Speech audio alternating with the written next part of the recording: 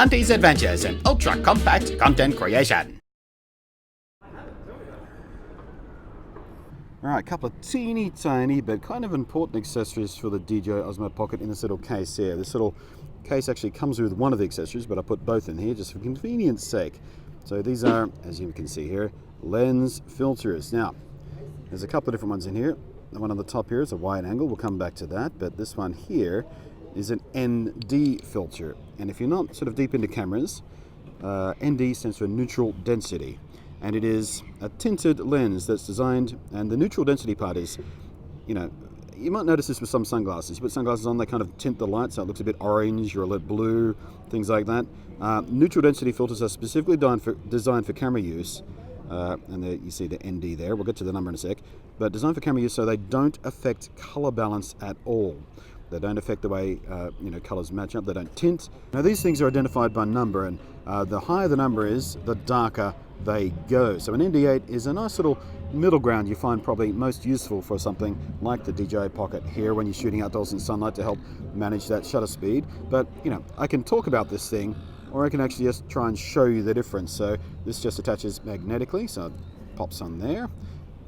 You should put this on, by the way, after you activate your DJI, because this thing sort of balances itself when you turn it on, goes and checks itself. Whoops, just knocked it off there. So you want to turn it on first, then attach any accessory lenses. So let's turn him on there. Beautiful. And pop that straight on there. So let me see if I can demonstrate the difference in look you'll get before and after using an ND filter on one of these things, and you can decide for yourself whether you actually want to use it.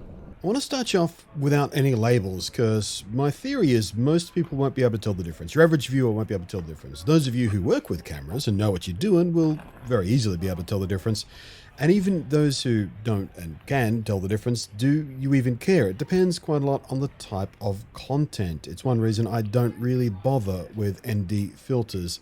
I don't think it makes a big enough difference for most viewers. This shot here is very, very clear which one is which. We'll slow that one down in a second so we can get it.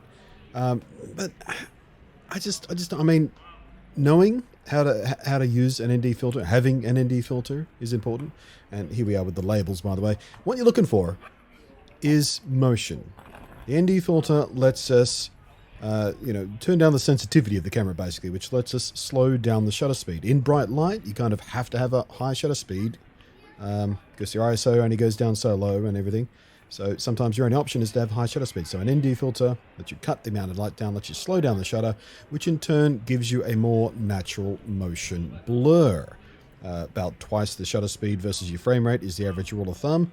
And as here we go, I've slowed it down here for you. So you can see motion blur, a lot of blur in that motion. Whereas without the ND filter, it's very sort of staccato motion. And some people don't like that effect. It becomes a very sort of unprofessional video-y kind of effect as opposed to a filmic or cinematic kind of effect. And I think for most people, for most YouTube content, it just doesn't matter. But if it does matter to you, if it is important to you, then the ND filter obviously makes a huge difference with the DJI Pocket here. So definitely worth investing in one, just in case you ever do want to take control of your shutter speed and do nicer things, more pleasant things to the motion. I certainly will be hanging on to mine just in case. Meanwhile, the wide-angle lens is much more important to the way I shoot and the way I like to shoot. I like to shoot wide open. I like to have the option to shoot wide open. I like the extra space it gives me in selfie mode.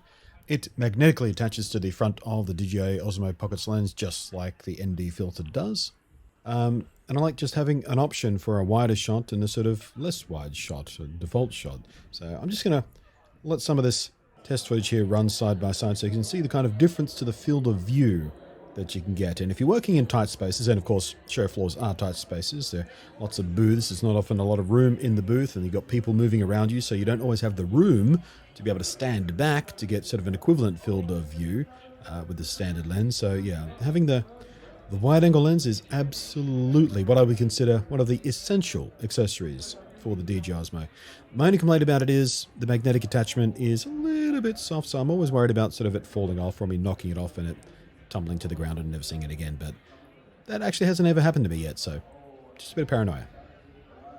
So there you are. What do you think? Let me know what you think. Let me know what your reactions are. Was there something I forgot to mention or double check? Do you shoot in a different way? Would you want me to check out a different kind of gear as an alternative to something here? You know where to put it in the down below. While you're there, hit the subscribe, hit the bell, hit the thumb, do whatever nice things you like to help, help the channel fight against the tyrannical rulership of the YouTube algorithm monster. Because I can't beat it alone. I need your help.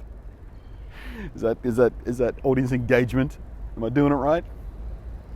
I'm going in.